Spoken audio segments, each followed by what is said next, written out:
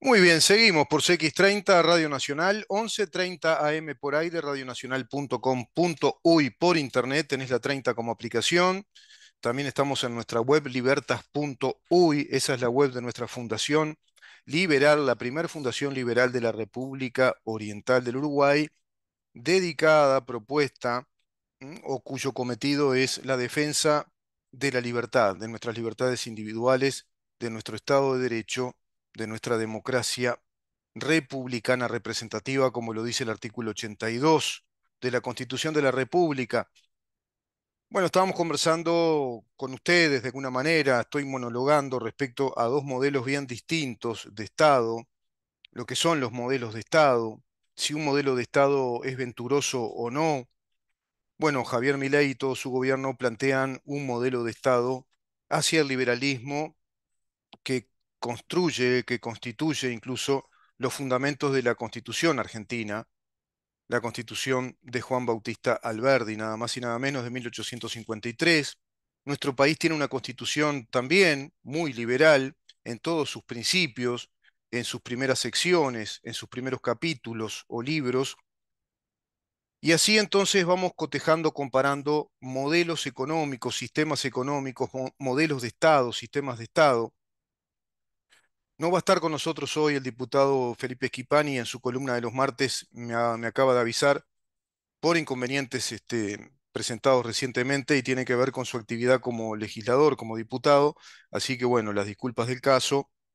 Le agradecemos al diputado Schipani el aviso y va a estar con nosotros el próximo martes. Así que continuamos con este tema. Antes les digo que hay una nota muy interesante publicada en El País, elpaís.com.uy, respecto al plebiscito, el plebiscito contra las AFAPs. Bueno, pasar el dinero de la persona a las AFAP es una apropiación, no cabe duda, una apropiación indebida. Tendrá que ver con esa apropiación colectiva de la que habla Carolina Cose, comenzar por ahí, ir a un fideicomiso, ya lo analizamos. Bueno, es un disparate realmente plantear esto como plebiscito, es un atentado contra la Constitución, contra la propiedad privada, contra la actividad financiera, nada más y nada menos, ¿no? Es decir, es todo lo contrario de un modelo económico de desarrollo.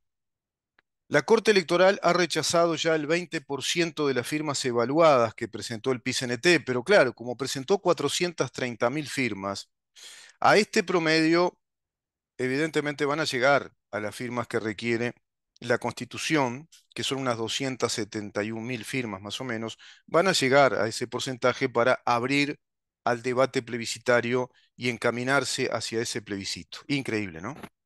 Increíble que Uruguay esté discutiendo estas cosas. Pocas ideas se ve en esta campaña, digamos, preelectoral, si querés, o en esta campaña de la interna de los partidos políticos. No se ven, no se visualizan ideas de Estado. Escuchamos locuras, falacias como las que analizamos ayer, las falacias comunistas de Carolina Cose, el no decir nada de Yamandu Orsi. Bueno, realmente una fuerza, el Frente Amplio en sí, ya una fuerza política siniestra, coaligada al PCNT, que es el brazo armado sindical del Partido Comunista del Uruguay, todo ello a su vez, digamos que enraizado en los planes, en los programas del Foro de San Pablo, esa internacional comunista para América Latina y el Caribe. Tremendo, ¿eh? Tremendo el panorama del Uruguay. Vamos muy barranca abajo, estamos totalmente, digamos, inclinados hacia las posturas, postulaciones de un Estado cada vez más colectivista, más de izquierda, y eso va a traer más pobreza, más empobrecimiento, menos fuente de trabajo, pues los capitales se van los inversores, se retiran, como ha pasado ahora también con el tema de la cerveza, después lo tocaremos ese tema. Claro, porque perdemos competitividad, tenemos un Estado muy regulador que pesa demasiado en las regulaciones administrativas, en las tasas impositivas, en la presión fiscal. Bueno, de eso no se habla. No se habla a ciencia cierta, dando ejemplos concretos que nos expliquen cómo harían un modelo económico de desarrollo. Simplemente dan frases generales. Vamos a achicar el Estado, Laura Raffo. Hay que descomprimir el Estado. Pero ¿y cómo lo van a hacer? ¿De qué manera? ¿Y hacia qué modelo económico? O Gandini peleando en la interna con Álvaro Delgado. A ver que me diga cómo va a ser para, cómo va a financiar esos 15.000 empleos menos que va a quitar? Es decir, ¿cómo va a sacar 15.000 empleados del Estado? ¿Cómo lo va a hacer? Bueno, esperemos que Delgado le responda. Carolina Cose con sus locuras de la apropiación colectiva, la suelta de presos, siguen con lo mismo, ¿no? Soltar presos, ese es el modelo inveterado de las izquierdas marxistas. Lo hizo Hugo Chávez cuando asumió el gobierno, lo primero que hizo. Acá Tabaré Vázquez lo primero que hizo. En España, cuando asumió el gobierno el PSOE, es decir, el Partido Socialista Obrero Español, lo primero que hizo, soltar presos. Son un modelo, ¿vieron? Es un corta y pegue, hacen todo lo mismo porque es una internacional comunista que va llevando adelante recetas estratégicas de poder para ir cumpliendo por etapas con la construcción de un modelo socialista comunista de Estado. Bueno, seguimos un poco con este tema de las analogías, las comparaciones entre el modelo de Estado de Javier Milei y el modelo de Estado que propuso, porque ya se va prácticamente este gobierno, que propuso Luis Lacalle Pou. Bueno, el vocero del gobierno de Javier Milei, el economista y contador Manuel Adorni, llegó a manifestar: nosotros creemos en un Estado al revés que lo que plantea, de lo que plantea Lacalle Pou. Esto dijo Adorni como vocero de la presidencia de Javier Milei. En entrevista con El País, el principal nexo con la prensa del gobierno argentino dijo que tienen otra concepción de la libertad y respondió entonces a ese interrogatorio. Respondió a ese interrogatorio el vocero de Javier Milei. Está invitado desde la noche misma de su triunfo en las elecciones a visitar Anchorena, inclusive, y compartir un asado con Luis Lacalle Pou. Sin embargo, esto aún no ha sucedido. Manuel Adorni, el vocero del primer mandatario libertario del mundo, habló en entrevista con El País sobre este encuentro que no llega a concretarse, de la concepción de Estado de Milei, de política internacional y de las reformas que se vienen en su país con esa ley base, esa ley que plantea las bases de un modelo económico de desarrollo, que plantea las bases del Estado de Derecho según la Constitución argentina. El presidente Milei tiene Uruguay apenas a 20 minutos de distancia en helicóptero. Hay una invitación del presidente de la calle Pou. ¿Por qué no ha cruzado aún el Río de la Plata? Por cuestiones de agenda, responde el vocero de presidencia, Manuel Adorni. Nada más. De hecho, días atrás, en una cena de la Fundación Libertad, se vieron, se saludaron, estuvieron charlando ahí 2 segundos. Hay cosas que no se dan porque no se dan, en algún momento se darán. Milei no llegó a escuchar allí el discurso de la calle Pou, y luego responde él: es que el presidente cierra los discursos y habla después de la calle. Ahí hubo un contrapunto entre liberales. Nadie puede negar que la calle Pou es un liberal, pero él habló de un Estado fuerte que permita a los más débiles hacer piecito. Bueno, esto de liberal, yo ya lo agrego, tiene poco esto de liberal, ¿no? No, un Estado fuerte que permita a los más débiles, es decir, es el Estado socorrista, el Estado de auxilio, el Estado como el escudo de los débiles. Todo eso es una prédica socialista, incluso proviene del socialismo bayista, del modelo de ese ADN. Ya es genómico en Uruguay hablar del Estado como el escudo de los pobres, el Estado que protege a los más débiles. Ahora la pregunta es: ¿por qué siempre tenemos débiles? ¿Por qué tenemos cantidad de débiles? ¿Por qué tenemos tantos vulnerables? ¿No será que no funciona el modelo? ¿Que es el modelo el generador de debilidades? ¿Es el modelo de Estado el que está generando pobreza? No se preguntan eso. Increíble, ¿no? Es como lo de Carolina Cose cuando dice que va a becar a los estudiantes del interior porque está centralizada la educación universitaria y pobrecitos los padres que hacen tanto esfuerzo económico, eso que se lo demos nosotros, el Estado. El Estado le va a pagar a miles de estudiantes, por lo tanto va a recaer en impuestos. Va a ser más costoso el Estado porque va a becar a estudiantes del interior, dado que está centralizada la educación universitaria. ¿Y por qué no plantea Carolina Cose descentralizar la educación universitaria?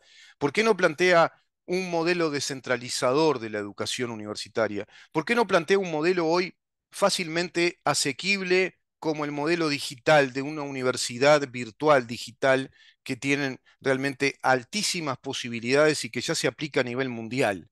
Y, eh, y muy especialmente desde la pandemia para acá, post pandemia, prácticamente la mayoría de los estudiantes universitarios en el mundo estudian por la vía virtual, se conectan a distintas plataformas y se puede estudiar exactamente igual, ya sin la necesidad de ir físicamente a una estructura física, a un edificio, a recibir la misma clase que reciben vía internet.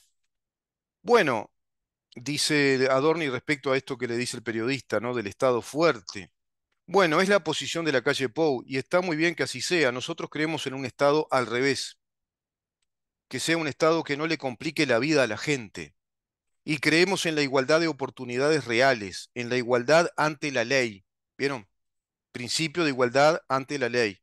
El Estado de Derecho, con el principio universal y general de la igualdad ante la ley. Si todos somos iguales ante la ley, todos estamos protegidos por los mismos derechos y tenemos las mismas obligaciones. Eso dice incluso sabiamente nuestro artículo octavo de la Constitución. Y en el esfuerzo y el sacrificio. Y ahí el Estado no tiene mucho que hacer. Exacto. El Estado ahí no tiene que hacer, no tiene papeles que cumplir. Voy a leer el artículo octavo porque lo que dice Adorni es realmente para mí excelente y obedece a un principio cardinal de ese Estado de Derecho que no sea coactivo, que esté poco presente y que esté presente donde tiene que estar y donde tiene que estar bien presente y hacer las cosas bien. Artículo octavo, dentro de la sección 2, derechos, deberes y garantías de nuestra Constitución, dice, todas las personas son iguales ante la ley, no reconociéndose otra distinción entre ellas, sino la de los talentos o las virtudes. Todas las personas son iguales ante la ley, no reconociéndose entre ellas, ¿m? Sino otra distinción, sino la de los talentos o las virtudes. Justamente el esfuerzo personal, ¿no? El esfuerzo, como dice Adorni, el sacrificio, recibirte de algo, estudiar, prepararte, emprender, desarrollar una actividad de negocios, y te vas a destacar por tu talento y tu virtud, te dice sabiamente la Constitución. El Estado te va a proteger, va a velar porque se cumplan todos tus derechos y que cumplas con tus obligaciones y tus obligaciones cumplidas sean reconocidas. Tienen que estar reconocidas como tales, todo el cumplimiento de tus obligaciones. Nosotros tenemos una idea clara de lo que queremos en términos de comercio internacional, que es la libertad comercial absoluta, es decir, el modelo abierto, ¿no? Dentro del Mercosur, nosotros lo que vamos a hacer es siempre promover eso. Todo lo que pueda sugerir trabas o complicaciones o burocracias, nosotros no vamos a estar de acuerdo. Por lo tanto, si el Mercosur puede ir en línea con nuestras ideas, bienvenido sea. Es decir, es un modelo muy definido y es un gobierno que está muy definido en sus ideas y es un gobierno anti-agenda 2030. No está alineado a la Agenda 2030, por lo tanto no tiene nada que ver con el modelo de la calle Pou. Por más que la calle Pou diga que es liberal y que se reúne con liberales, es un bla, bla, bla. Pero después rápidamente se contradice y te dice que él cree en un Estado más fuerte, más poderoso, para que hagan piecito, con esa terminología que usa entre apaisanada y tiernamente gauchesca, no sé qué es lo que quiere hacer con ese tipo de expresión. Para que hagan piecito, porque piecito además, siquiera que hagan pie, como que toquen con la punta del pie, que hagan un poco de tierra. Entonces creas una burocracia, una maquinaria infernal, de asistencialismo para que ciertas personas que están muy vulneradas por el mismo sistema hagan piecito y el resto cargadas con impuestos, con transferencias impositivas para bancar a los otros y tener regulaciones administrativas. No aprenden más acá. Acá todo el tiempo hablando del Estado, y estamos muy en la agenda, ¿viste? Se fortaleció la política de género, las perspectivas de género, como les decía. En Argentina está pasando todo lo contrario y es un gobierno muy definido en esa línea antagónica, opositora a la de la Agenda 2030, que es el marxismo cultural, que es, digamos, esa etapa, o si vos querés, esa instancia más benigna, entre comillas, de un marxismo cultural progresista que te instala la idea de un Estado muy presente, regulador de la economía, muy regulador de la economía, una economía diseñada a través de la centralización de las políticas de Estado, políticas económicas, con mucha burocracia y a su vez culturalmente adherido a las premisas LGBTQ, a la sociedad de paridad o igualitaria, es decir, todo ese marxismo cultural, agregale también el ambientalismo.